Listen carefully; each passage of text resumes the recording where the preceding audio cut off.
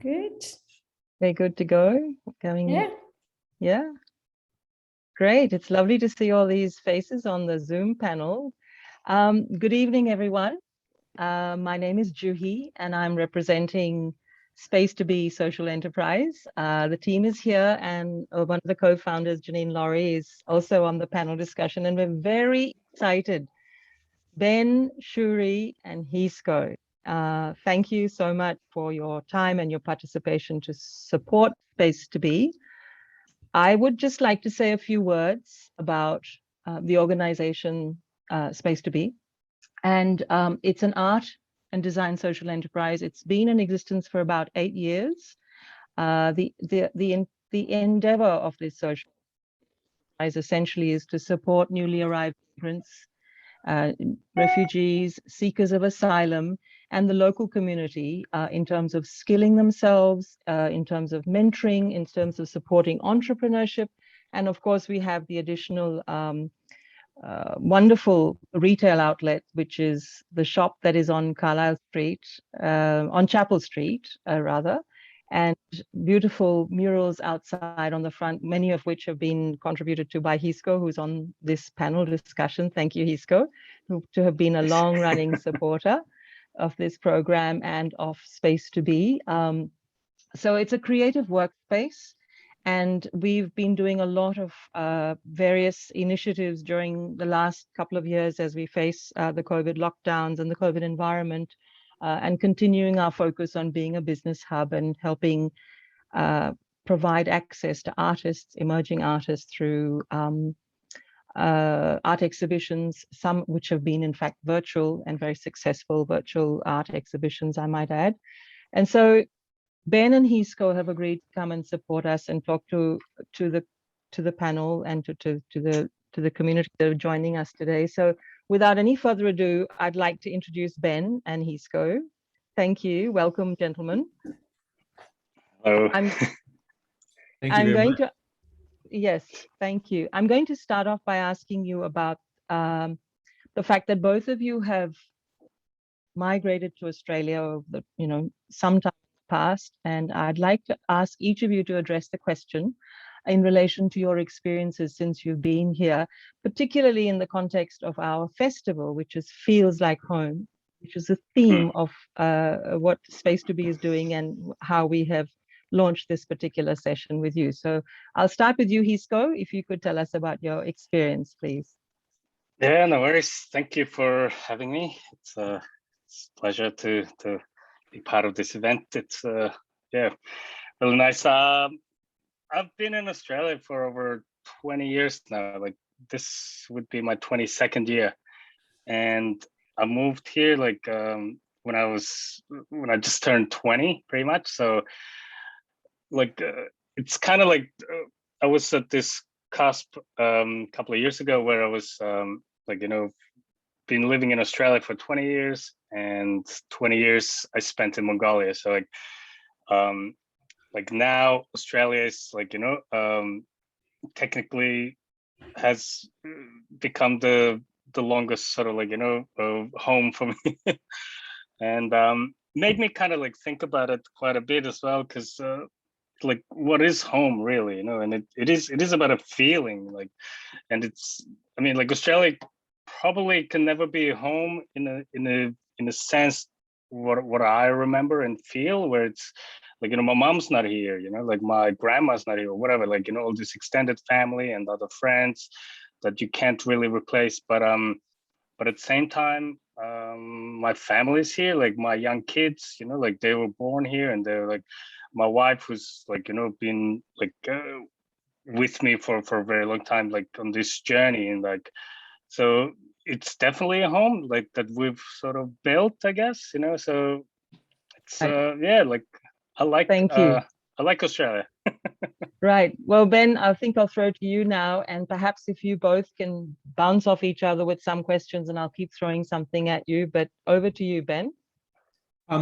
Australia, it's always, for me, I love Australia, but Australia is always there's a sharp juxtaposition between the experience that I have and sometimes the experience of others, and the beauty that I see and the things that I dislike a lot. And so I'm always slightly conflicted. But first and foremost, it's probably worth telling you the story about the first week that I was here, and one of the first days that I was here, I went for a swim. It was a very hot day. Coming from New Zealand, my native country, I've never experienced heat like that day. It was 40 degrees. And so I went to Black Rock Beach, and there was maybe 4,000 or 5,000 people there, and they were all in the water, and they were in the shallows. They were sitting, and they were all talking, and they were talking to groups of friends were talking, and strangers were talking to strangers, and people of many different backgrounds were there, and they were talking like a pack of galahs, like very noisy birds to me, because we're quite reserved in some ways in New Zealand and a little quieter. And I thought, wow, this is just incredible. This is absolutely unbelievable. I've never seen a social scene like this. And so Australia sort of immediately began to feel like home. And I'm certainly a person that sort of makes places my home quickly through the people that I meet and the friends that I make. So there's that side of Australia where, I've always felt really wanted here, but there's also the side of Australia that I experienced in my first job, where I witnessed extreme racism towards First Nations people in Australia, and I found that very, very disturbing. And that had not been my experience ever in New Zealand. Of course, there is racism in New Zealand, like there is everywhere, but it was so open and so blatant, and so sort of common, the banter between these people, that I realized that racism here was like a very every part of every day kind of life, part of life here, especially towards Aboriginal and Torres Strait Islander people. And so I have these two early experiences that I found on one side uplifting, and the other side really shocking. And as you go on in life, and if you achieve some level of success, you choose who you hang out with and who you spend time with, the less desirable things that you witness in society, they will fade away, because we all sort of live in a bubble to a certain extent. We don't follow racist people. If we're not racist ourselves, we don't follow racist people on social media. Therefore, we don't see a lot of racism. And likewise. But if you step with just slightly from that position of privilege, you'll often see how it is for a lot of other people. And so I'm always mindful of that in Australia. So I do think Australia is a tremendous country, and Australians have been incredible to me, and I'm very grateful to be here. But I also think that we've got a few things to work on. And so, it's probably a point in time about 5 or 6 years ago where I had grown very tired of it and witnessing it, and some friends had been treated terribly. And I really actually felt like going home. And I felt like going back to New Zealand. And my partner Kylie kind of pulled me in the line and said, well, listen, that's really like a weaker thought, a weaker approach that you're expressing there, Ben. And really what you need to do is actually check yourself and own up to your own responsibility in society here, and what can you contribute to a solution perhaps, or just playing your part. And so that's kind of where I am today, and it's a very long story. I think though that you are contributing in some ways, and I'll come back to that specifically in the context of your own work environment and how you're sort of introducing and bringing more people into what you do. But Heesco, I wanted you to elaborate a little bit on what Ben's just said. Do you have a moment, or have there been issues for you that you want to talk about, or was there a time when you felt, okay, this is how I feel about being in Australia, and this is how I feel about being in living in this country? Yeah, I mean, for me, it's like, I'm always going to be a minority, and I think I've made peace with that a long time ago, and like pretty much straight away, stepping foot from the airplane, I was like, okay, I'm like somewhere else. Like, never seen this many people from different places. Like, so like ever since then, like, I've made like, just like made this point to be myself, but also like learn and like, integrate as much as I can, I suppose, which is like very like, this trajectory that every migrant kind of like, person will go through in life anyway. So like what made me actually made the big jump and integrate and like, actually make like feel like part of society a bit was when I actually started university.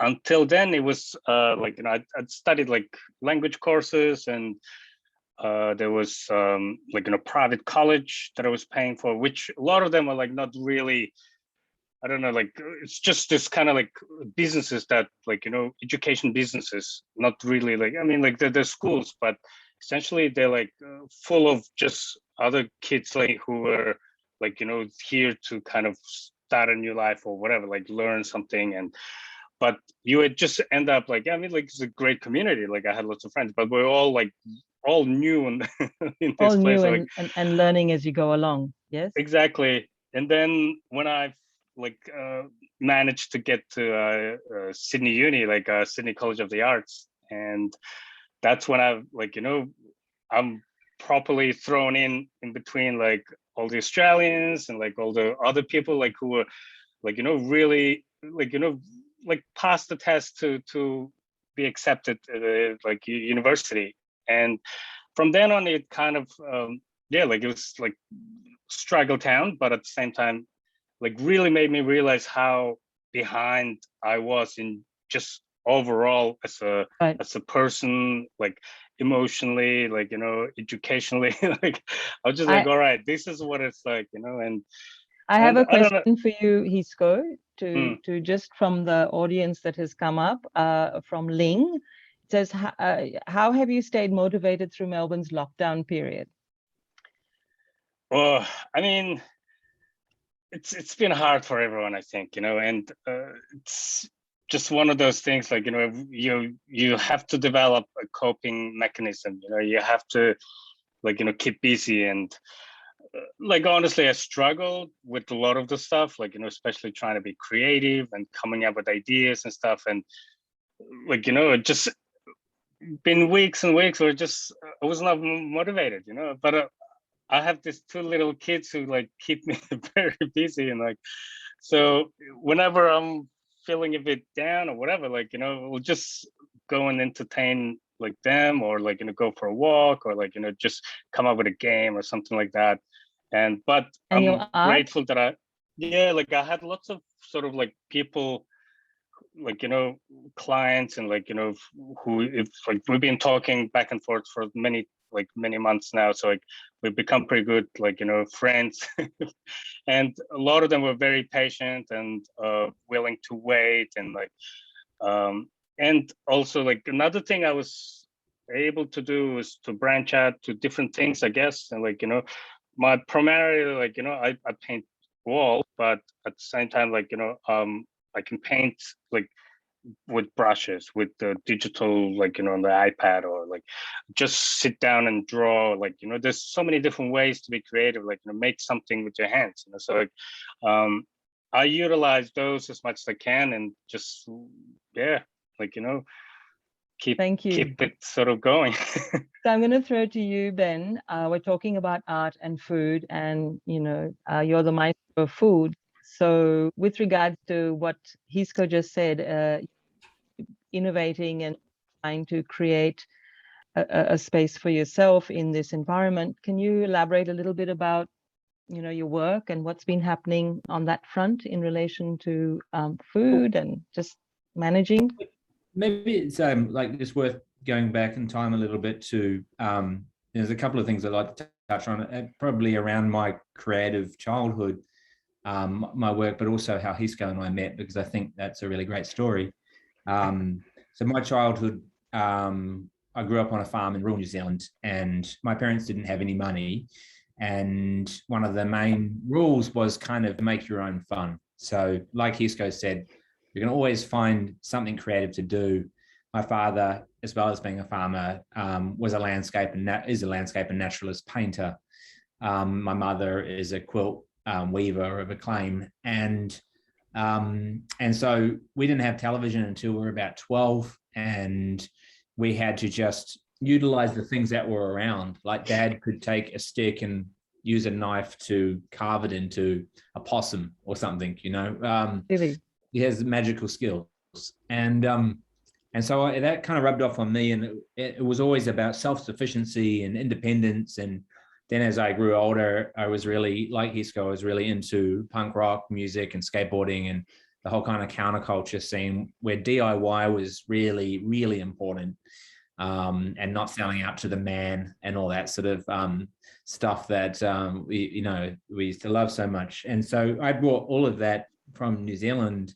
Also in New Zealand, we have, a very much, we have this sort of quiet determination. So we will never say what we do is good, but we might want to achieve, at that highest level, but we would never tell anybody about it. It's like something internal. And that's how our tiny little country is the best in the world at rugby, or has some of the best architects in the world, or won the America's Cup when all of the other teams had, so much more money. And so that sort of on ingenuity, we call it Kiwi ingenuity, runs through the country. And it's through our musicians and it's through our artists as well. And it sort of backs against the wall a little bit, us against the world. And especially in the era where I grew up in, there was no internet. So there was no way of like expressing yourself like there is today on Instagram or Facebook and getting the word out. You really had to be exceptional to be noticed if you grew up in New Zealand. And so that's kind of my background. And when I moved to Melbourne, I moved here to better, myself, to learn more. I felt like I'd learned as much as I could about cooking. It was something I always wanted to be a cook from the age of 5, and everything that I did in my life was aimed at realizing my dream of becoming a chef. So I went to chef school when I was 16, very young. And I came to in Melbourne, and I never thought I would stay here. And I ended up, living here. And like Heesco, I have a young family here. And then in 2015, struggling to support my family, I answered an advert. 2005, not 2015. I answered an advert in the paper for a job at a restaurant called Attica, which was a struggling local restaurant that everybody hated. And I just worked really, really hard over those first 5 or 6 years to try to make something that spoke of myself and especially later spoke of this country. And about, I reckon about 2010, maybe 2009, I can't remember what year it was, Heesco, but we'd done this mural in our backyard, and we started taking our guests into our backyard, which used to be a car park, and we put up fences and grew a garden. And one of the courses, we do a multi-course tasting menu, so it's like 14 courses, and one of the courses would be get out of your seats and lively yourselves up and go to the garden and have some sort of experience with the chefs. And they started off very humbly to cooking over a campfire with a very crude mural that one of my former staff members did to really fine art. But after the first mural, Broadsheet were really interested, the newspaper, and they said, what's your motivation behind this? It's super weird. Why are you combining art and food? And I said, I love art. It's like, a part of my life. I love creating. I love being around creative people. And I told them about my mother and my father. And they said, are you going to do it again? And I said, if ever I could find some great artists who want to paint for food, kind of jokingly. And it was quoted in the newspaper. And some people sent their CVs, maybe 4 or 5 people sent their art through. And I'm a very particular person aesthetically. And unfortunately, the art didn't resonate with me personally. No more art came through. Nobody else contacted us. And for a year later, and then I get this email from this guy, and he says his name's Heesco, and didn't say anything about himself, of course, just said that he was into art, and here was a link to his website.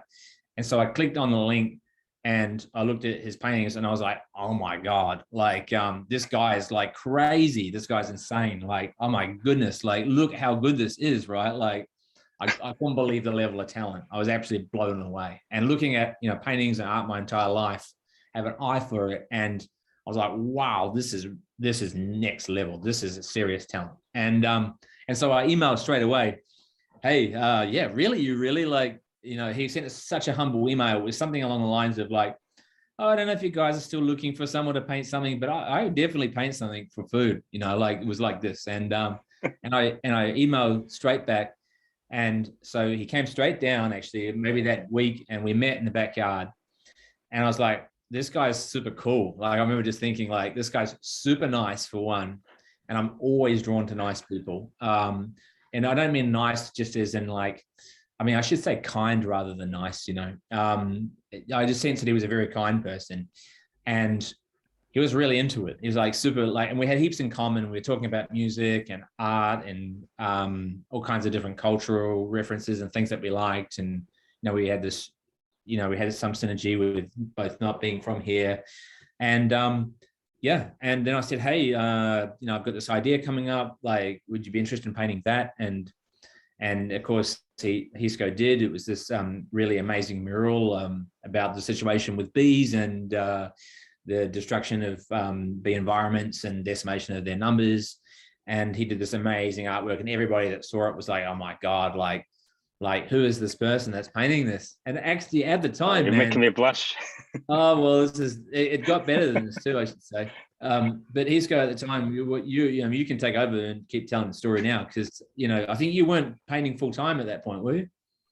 No, just I remember just had my first kid, and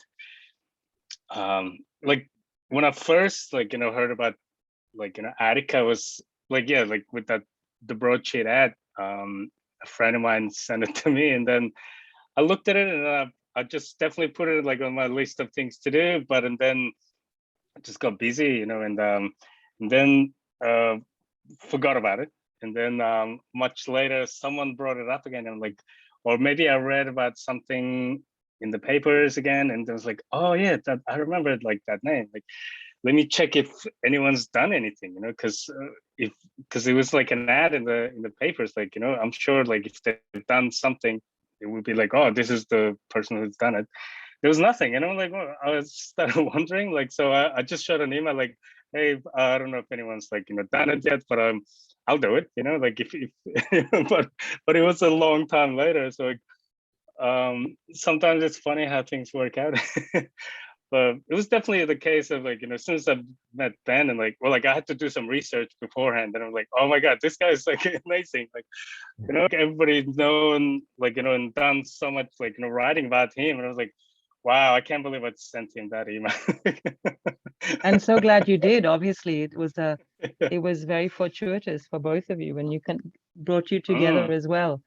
I'm going to just throw again to you, Heesco, in relation to a question that's come from one of the attendees. Is how do you feel about, or rather, how did you feel about tackling silo art? Because we all know you're so well known for the work that you've done in regional Victoria.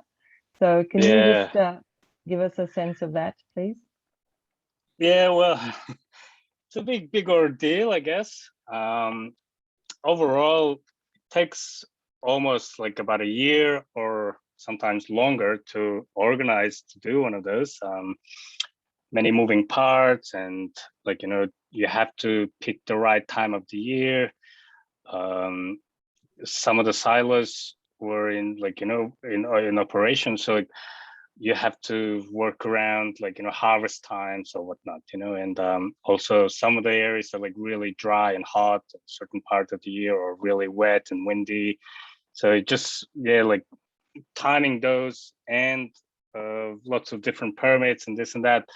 But that's all, like, you know, the red tape stuff. It's boring, but other people kind of do it for me. So like, I don't have to really sit and chase all these emails, but it's just quite physical overall, you know, like just painting at that scale is just you have to like I started training just to be able to kind of physically cope with it, because To be athletic enough to get up to those silos. And yeah, I guess it's like takes about, depending, but it's like weeks and weeks of just doing the same thing. The very first one I did in Whitale in New South Wales, it was, I think, advertised, like, you know, they sent like an open expression of interest to artists, and I applied, and I think the budget was like $10,000 or whatever, and I was like, no idea, like I thought I'll make it work. I really just wanted to try and get it done, just have it in my CV, I guess, you know, like there you go, like yeah, I've done one of those and that's it. But yeah, like it ended up like, you know, spending probably the whole project took like, you know, at least twice as much money. Half of it was like contributed by the owner himself even, and I took on a mate of mine, Jamal, who's a young video maker guy who spent with me like maybe close to 3 weeks in the middle of nowhere in Whitale, and he documented the video because yeah, just I wanted to, like, you know, I wasn't after money really. I was after the experience and document that experience, and yeah, like just to create to something special. yeah, and I didn't even think, but it was actually the first silo in New South Wales to be painted, and ended up in like postage stamps and stuff like that. But big learning curve. But and then it doesn't get easier, I guess. I wish I Yes. could say that, but each one is always like, you know, different circumstances and different yeah, like, you know, sets of problems you have to And overcome. I think Space2b is really delighted that you did the mural at the shop in Chapel Street as well. It's this amazing piece of work, the artwork that I've discovered when I first came back to Australia. Yeah, thank you. So I am now going to throw back to you again, Ben. Question from Maria says, what do you miss mostly from New Zealand? One of the things I miss the most is the way that non-Indigenous children grow up. So I'm a non-Indigenous child. I'm a Pakeha, a white person, and Maori, Te Reo Maori. And I grew up, you know, understanding the culture of Maori people. Now, I'm not an expert on it, but I grew up understanding what things meant in the geography of the place that I grew up and how they related back to history and pre-European, pre-colonial history. I knew some language. I knew traditional foods. I had Maori friends. My mother spoke Te Reo. And that was something that our country celebrated as a nation. It was something of immense pride to everybody that I knew. And I grew up in the backcountry, not in a fancy, not in an urban, you know, more open-minded, you know, environment. And so that is probably something that, you know, that I miss. And that was something that I would wish for our country. I do see it starting to slowly change a little bit with the education that my children are getting, but it's too little and it's too late. And I just, you know, one thing that I would really hope for our country is that in the future that we understand how fortunate we are to be living, you know, in the country with the oldest living culture in the world, and how beautiful and how special that is, and how we could all celebrate that if we were to learn our history beyond our colonial history. Yes. So that's one of the things. And beyond that, just my parents, who I miss a great deal, who I haven't been able to see since COVID. Some of the you know, natural landscapes in the country are also breathtaking, but yeah, mostly it's that, you know, it's the lessons in childhood that have made it so much easier for me to be here as well and to understand my position in Australia. Thank you. So that puts me to, well, that I'm thinking when you mentioned your children, and I think this is addressed to both you and Heesco. So you both are parents, and how do you think your kids are handling where they are now? And do you feel that they're exposed to a far richer, diverse background and a deeper understanding than, say, for example, what some others might have been in previous years? So the kids, the hope for the children What do you say to that? Oh, it's a big question. I'll try and just I don't know, like kids are kids, I guess, and they're like sponges. They will just take on anything you expose them to. So like, they just try and keep very open mind and expose them to things. But like, I wish I could, teach them more Mongolian language and culture personally, because they're we speak, but there's only very limited number of friends, kind of community circles in Melbourne in particular. So like they just automatically speak in English back, even though I try and speak Mongolian to them. And but we try and take them back to Mongolia a lot over the years, but like COVID's done the number on that. That COVID's put an end to that for the moment anyway. Yes.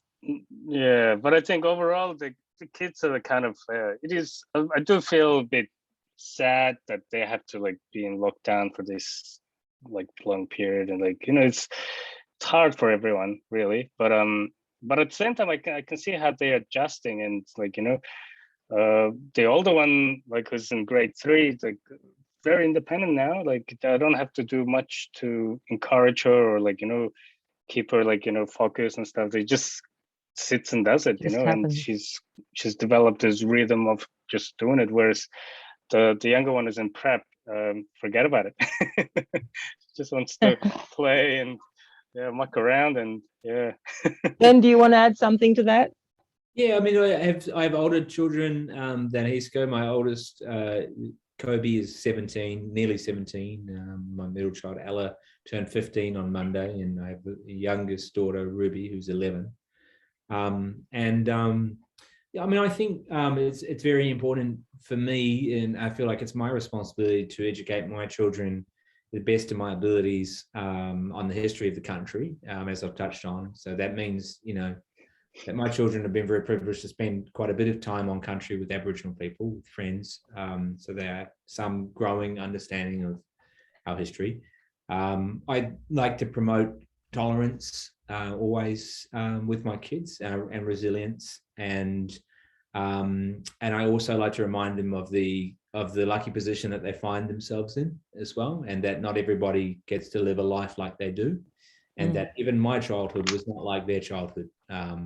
And it's not that my childhood was worse, but it was very different. And my children don't want for much, and they need to understand that that is an immense privilege that not many people, not many children in the world get to experience. And so for them, for me, it's not really like my expectations of my children are not really based around academic results or anything like that. It's really about how they treat other people, and about being really passionate. I think the most interesting people that I've ever met are kind and passionate, including Heesco, and that enthusiasm for life and enthusiasm for whatever you're doing is really infectious. And you just, I always express to them, if you can be like that, then people are always going to want to be around you and be, you're always going to have friends, and you're always going to be a part of things that are exciting and fun. And because that's infectious and intoxicating.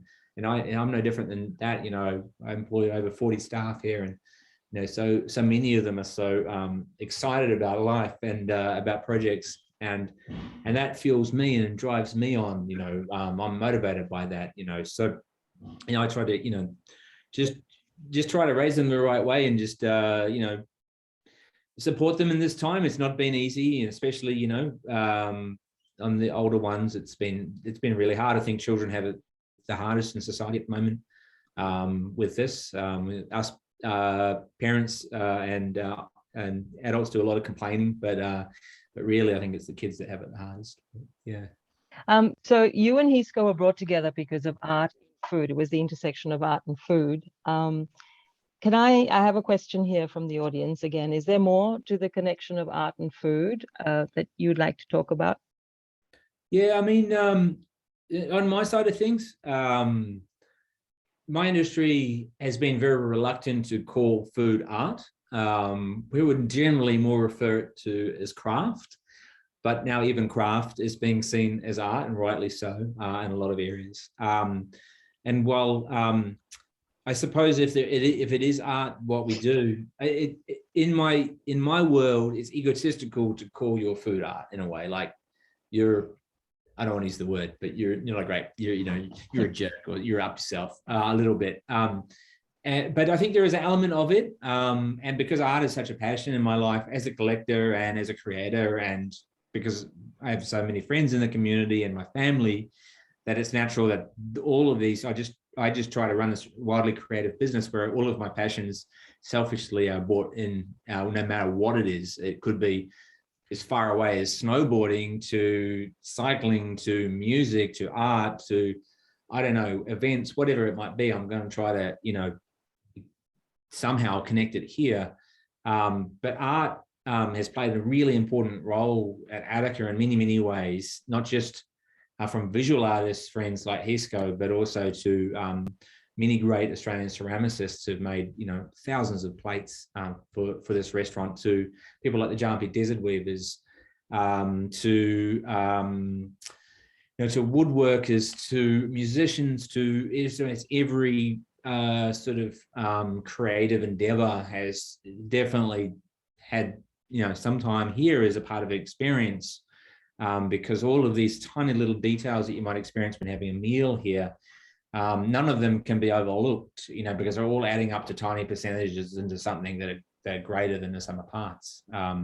Plus, it's just like really great fun to be around wildly creative people. And I love being around talented people. I just so admire anybody who pushes themselves to get good at something, and I think most people would agree, including Heesco, that none of us were really born with, we're maybe born with a small amount of talent, but a lot of it has been, hard work and a bit of luck. But I know for myself, getting good at cooking was about practicing it, for decades, and in my spare time, and dedicating kind of my life to trying to get good at this one thing. And I really admire, seeing other people do that, or other people on their journey or about to begin their journey, and I think the one piece of advice that I would give anybody who really in their heart feels, such love for something that they want to do, whether it be anything really, but, especially in the creative endeavors, to just not give up on it, to understand that this life is long though, so to pace yourself, but don't give up on it. Don't beat yourself up when you fail, because without any failure, then you will never succeed, and you will never, ever, ever know what it feels like to taste something successful either, because unless you've tasted the sour, then you can't know when it's sweet. And I think just keep going no matter what, and just try to find joy in it, even when it sucks, and it sucks a lot of the time. It's not easy here, and I've been doing it I'm 44 this year, and I've been doing it since I was, I've been at it since I was 5, but I've been doing it commercially. I've been in the kitchen since I was 10. So, just got to keep going, even when you hit mental blocks, and you just can't see a way of like how that ideas work. Just keep working, and that's kind of how I go. I'm a bit bullish, maybe. Thank you. So there are lots of comments and questions coming from the audience. I'm going to call out a comment for Heesco here, and there's some for you as well, Ben. But Heesco, it says, there's someone from Kensington says, we've been very lucky to have Heesco brighten our neighborhood in Kensington, one city, one love, a great multicultural suburb. It brought joy to everyone here when we were really locked down, Isabel. So that's for you, Heesco. Hi, Izzy. So Ben, another question for you is, how would you interpret, and this is about our theme at Space2b, which is feels like home. How would you interpret the feels like home theme through your food? It's a bit of a curly one, but how would you interpret it? How it feels to me is by incorporating the sense of place, that where we are, and understanding, some of the history of the place, the plants, the animals, the people. All fascinating, because I'm very, very curious. So I really like to, wherever I go, I like to get into the nitty gritty of that. But then always there's going to be, my own lived experience. And here in Australia, it took me many years before I could tackle anything that felt remotely Australian. And it was because I understood the history, how much damage should be done, and I don't want to be just another white dude going to be adding to that damage. So I tread very, very carefully, and it took a really long time. And I just went very slow and very humbly and into that world, and I listened. You know, I spent a lot of time listening. I'm doing a lot of talking tonight, but so I sort of take that knowledge, and you know, that knowledge that's shared with me, I ask if I can use that as well. It's not a given that I would be able to use something that I might see that somebody's important cultural heritage that's really important to them. I would say, hey, how would you feel? You know, this is really inspiring. Can I use it as a reference in a dish? Or if it's language, which is, you know, a beautiful thing. And in Australia, we have so many languages, First Nations languages, let alone other people's languages. You know, but because of colonization, a lot of the language has been dispersed and broken up and lost. And so, you know, I'm really interested in the real names of foods, but that could mean a lot of different things, no matter, you know, whose country or clan or you know, group of people's land that you're on. So, you know, I would never use somebody else's word without their permission. I always ask, if you ever see an Aboriginal word on the menu, it's because I've got permission from, you know, the person whose word that was. Hey, would you mind if I used that? And of course, if it's no, I'm not going to use it. And so then it's like, you know, having these experiences and being inspired by them to create something that speaks of me also, but always being able to tell people where that idea came from. You know, I spent a lot of time in Thailand, for example. When I was young, I was wildly passionate, and that informs my cooking even to this day. Even though I don't cook Thai food, you know, I always pay, you know, tribute to Thai people because I owe them a debt for the way that I cook now, my understanding of seasoning. Yeah. Yes. So we'll come back to that. I'm mindful of the time. I want to ask Heesco a question that's come from the audience is, what has been the most interesting shape or structure that you've used as your canvas, Heesco? Right. It's hard to choose, I guess. Like each wall essentially, like, you know, has its own features and characteristics, I guess, unless it's just like blank slab. But yeah, like it is like, you know, challenging, but also like, you know, I love finding something and featuring something. Like, you know, I do a lot of the sketching before I paint on an iPad and stuff, and that's where all the, like, you know, playing around that happens. Like, you know, what is this shape and like what can I do with it? And just early today I was actually playing with this like idea of this in a skate park, like in a skating ball, like, and a few different ideas. And the more I think about it, like, you know, the more things you can do, like, and yeah, like, you know, each surface, like, you know, has its own, like, you know, unique features. And some of them, like, I remember there was one time a lot of us went and painted this big empty, like, an old power station in Geelong, and the wall, like, it was like hundreds of guys painting, and they allocated me this wall, and it just had this like really big hole, like right in there, like sort of like above, and like there's like no way, like, you know, I could paint around it, but like I couldn't sort of like, it's just right in there, like really prominent spots. And like, well, I want to do something with it. And then maybe, like, you know, I think like it was overcast or whatever, and then the clouds moved away, and then just like really bright lights kind of like started shining through, and I'm like, oh, like I'll just turn it into like a light bulb or something. And which I did. And like I was painting a portrait, and then just did this like kind of a literally a light bulb surrounding that hole. And how clever. When you take a photo like in a certain, like, you know, time of the day, it's just like glowing. So where is this piece of art? Where can we see it if we want to? I'm not sure if it's still there. That's the thing with painting walls, that a lot of it doesn't stay up for long, you know. But it is in Geelong, in Geelong Powerhouse, I think. Like that was a while ago. Yeah, we'll look out for it. So some more comments from the audience. Wonderful conversation. And Ben, your comment regarding, unless you have tasted the sour, how can you know this sweet? I think resonates with a lot of us. It's very true, very pertinent. and Karen has called it out. I'm going to just ask you, because we, again, mindful of the time, and I hope people don't mind if we go over a little bit. Give me a nod, guys, if you're okay with us going over a little bit. Yes, I can see lots of thumbs up. So that's great. So again, back to you, Ben, in relation to your work at Attica and the food that you cook. I read somewhere about you, as you mentioned already, that you try and work with tastes and ingredients that that you feel sort of resonate with you, and also attribute it to places and people that you take permission to use it from. But specifically, tell us the Samphire story. I read about how you have opted not to use it any longer, although it was a very popular ingredient in some of your cooking. Can you elaborate a little bit on the reason behind the Samphire story?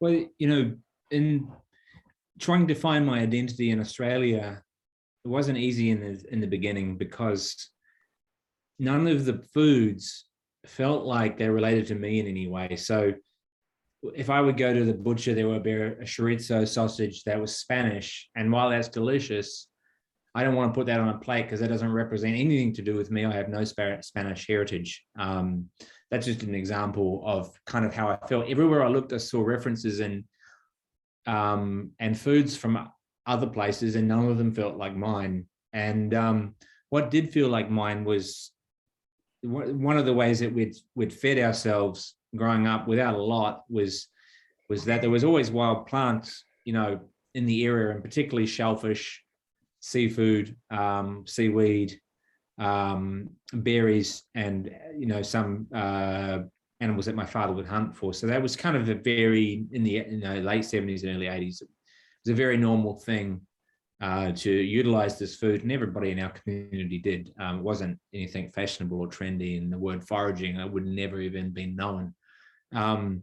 And so these foods sustained us, and my father and my mother always taught us of the importance of just taking enough to eat. And if you took an animal's life, then you need to eat the whole animal, and you need to understand that animal is giving you its energy so that you can continue to live. So there's a synergy there. It's not as simple as just eating food to survive.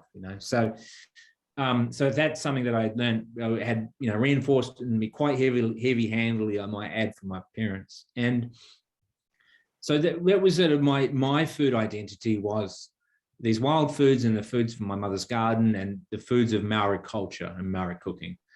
Those were my, and then of course, the foods of migrants as well that we ate, like my family dish is lasagna. We're not Italian at all, but that was what we ate for every special occasion. So, but coming here and wanting to do a creative restaurant, and everything come from the market, it was boring to me. There was only like one type of coriander, and only at this time in 2005, one or two types of basil. And I couldn't express myself with these ingredients, and I was desperate to create my own identity. More than anything, I wanted to create my own identity, and I was in a hurry to do it. I felt a really strong internal dissatisfaction with where I was. I was 27 years old. The restaurant was going broke. I had a lot of pressure because I had an infant, and I was earning next to nothing. And so these are relatable, things that everybody goes through at some point in their life, probably. And so one day I thought, I should go to the coast. I should go to the bay, because that was my childhood. So I went to the bay, and it was a crazy stormy day on the bay, and it was down in Brighton actually. And there's a boat ramp, and the sea was churning and churning. I thought, man, there's nothing here. Like, I'm thinking, I'm looking for a plant to eat. I don't even know what the local plants, if they're edible or anything. Anyway, the sea spat out this bright green small piece of seaweed onto the boat ramp, like this jewel. It threw it from the ocean, and it landed on the boat ramp, and I ran down and snatched it. And it was ulva. It was sea lettuce. It was the first ever thing that I ever found, this is in 2005, that I could use as a wild food on my menu at Attica. And it led to me starting to look all around everywhere in the area, including the laneways of Ripponlea and right around the bay from both sides of the Bellarine Peninsula. And I found myself harvesting this is a long story, but harvesting samphire in Queenscliff. And samphire, for those of you who don't know, it's known as, some people call it sea asparagus. It's a plant that grows in coastal areas, not always, but sometimes, and it has a season, and it's really delicious. Grows like a tiny little thin spear of asparagus kind of. And I was, excited to discover samphire, and I was harvesting it. And then I made a friend, and I started to read. And the friend, who was a marine biologist, told me, "Hey, do you know that the orange-bellied parrot migrates from Tasmania and migrates to this area, and its favorite food is samphire?" And I was like, "Whoa, that's an endangered bird. That's not a good thing. That's not a good thing that I'm doing, harvesting that samphire." So I stopped immediately to stop harvesting. I wasn't harvesting a lot, but I stopped all harvesting of samphire. I never harvested samphire again to this day, because I was concerned about, my negative impact on the environment, and my promotion of that as a wild food that people should eat and harvest. So, I knew that if it was on the menu, if I had the name on the menu, that people probably understood that I'd harvest it from the wild. They'd go and look for themselves. So, that's the story of that parrot, and why you shouldn't do dumb stuff like harvest plants when you don't understand them. Yes, my husband told me about the samphire, because he follows you closely, Ben. So he was the one that told me about it.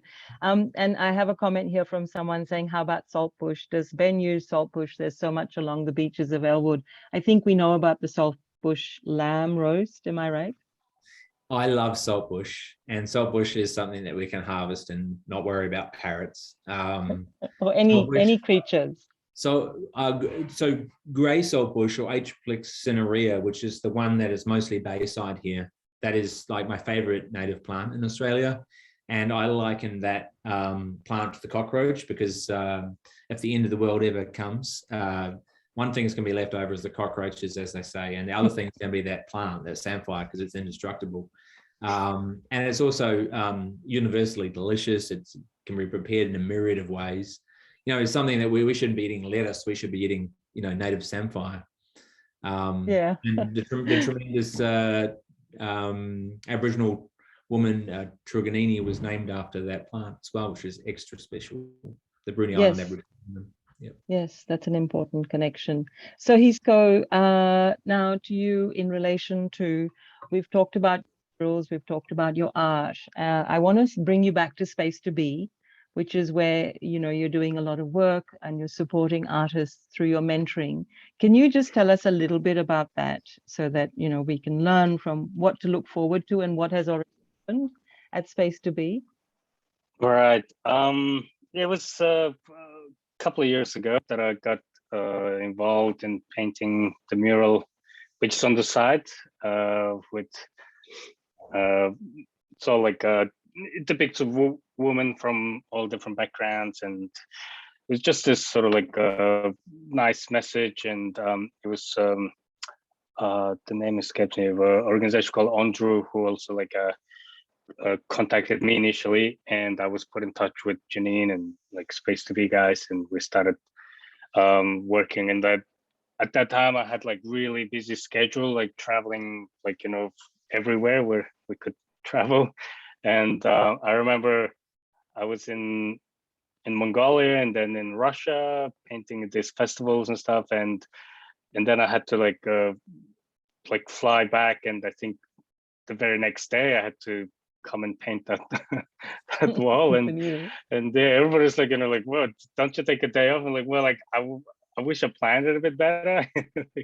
It's also one of the things you learn as you go, but it was sort of everything was organized really well, and it was just easy to paint as well. All the images were already sourced, and I didn't really have to do much prep work in terms of painting the mural. So it was a really good experience overall. And I can't remember how many days it took. I don't think it was many days. And now but you're continuing that work, aren't you? You're doing some work with some artists now. Some of them are on this call, actually. Yeah. Yeah, I can see so some of the guys say hi. But yeah, it just opened my eyes to like what these guys are doing. And I've worked with like, community-based project a lot, like charity work. And I do work for like, every time I go back to Mongolia, I do try and do as much as I can for kids. And like, I've actually set up a non-profit with a few friends in like, it's primarily based in Sydney. It's called Lantundakho, and I'm like the acting president, but these guys do all the work. Really, I just have to like kind of show up and be nice, I guess. But like it just gives me like a good like feeling when I'm able to contribute and sort of highlight certain things that are happening in the community and in every like city or whatever, like.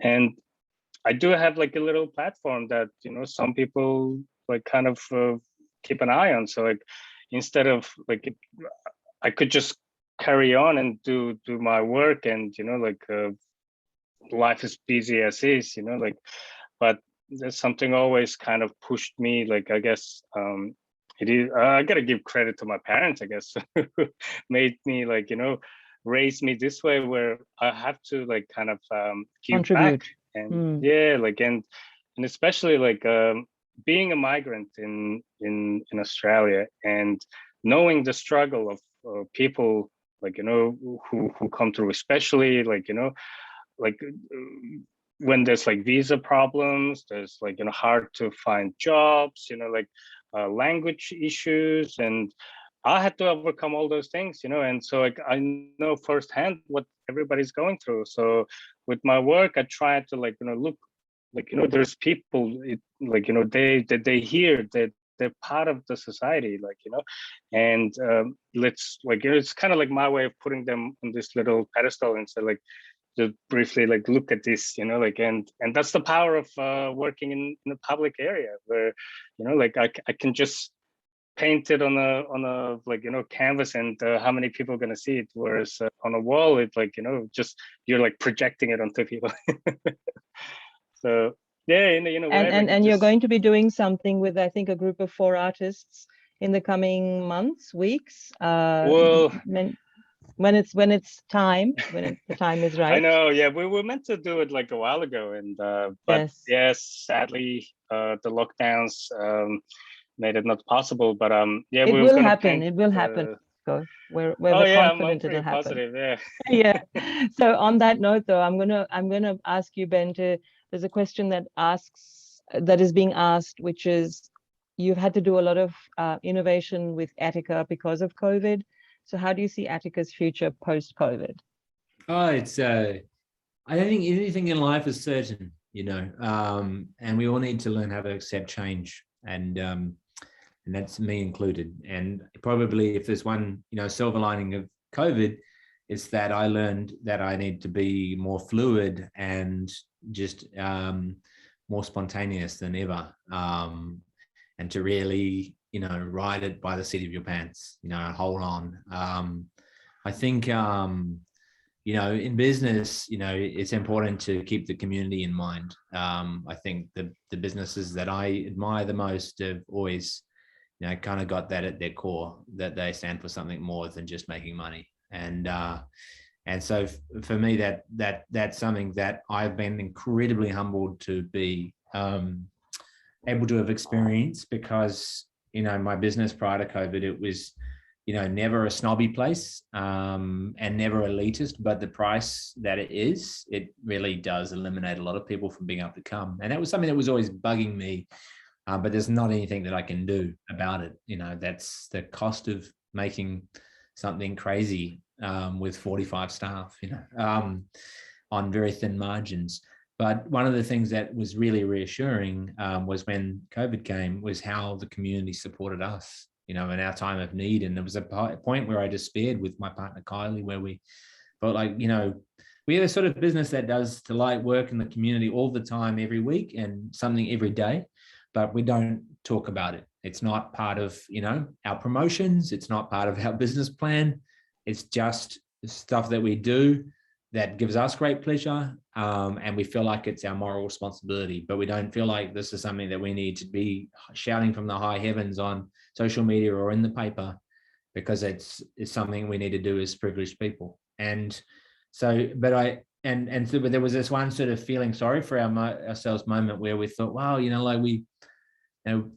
and Kylie kind of gave it voice and said, oh, but Ben, we thought we would go broke. And in our darkest moment, she said, will anybody be there for us at our time of need? Because, we've been there for people, and I really thought, oh, I'm not sure, we really didn't know, it was so naive. But then when we started to do things to survive, like takeaway and baked goods, we were so overwhelmed and so humbled by the reaction from the community. We were just blown away. And I thought, wow, this is really the greatest place to live. I really thought, oh my goodness, this is a community that cares about people, and that is the best of our community. I think for me, that experience is just so humbling. And there was so many tender and incredible moments that we've shared with strangers. I remember the very first week, we're selling $7 slice of cheesecake in our bake shop. And this lady comes and she says, I've just got my last pay packet. I've been let go, but I wanted to come and spend a little bit of my last bit of money with you and buy a piece of cake. I was like, oh. I started crying and she started crying, and I'll never, ever forget those moments. This is something I will carry for. What a privilege to have that experience with somebody, that connection with a stranger. I just felt that's something I'll never forget, something I want to take forward. Yep. Yes, a community that made you feel like it was home. Yeah, wow, Yes. wild. Yes. Yeah. So Ben, Heesco, thank you so much for having spoken to us and shared your time with us. We're very, there's a lot of people from Space2b Design on this call, all volunteers and people very keen to support this organization. So your contributions have been wonderful and deeply appreciated. I can't end without putting out a little spruik for Space2b by saying that, we're open to partnerships, we're open to connections. Anyone who's joined this session who wants to connect as a volunteer, who wants to make some suggestions, participate in any way, please reach out to the team at Space2b Design, and we'd love to connect. So thanks again, Ben. Thanks, Heesco. And thank you. On behalf Thank of the you. team at Space2b, Thank you, Ben. Thank you. have a great Friday. Take care, everybody. Thanks so much. Thank you. Thank you for organizing this. Thank you to Luciana. Specifically call out Luciana. Thank you. Orchestrated all of this. Thank you, Luciana Ramos.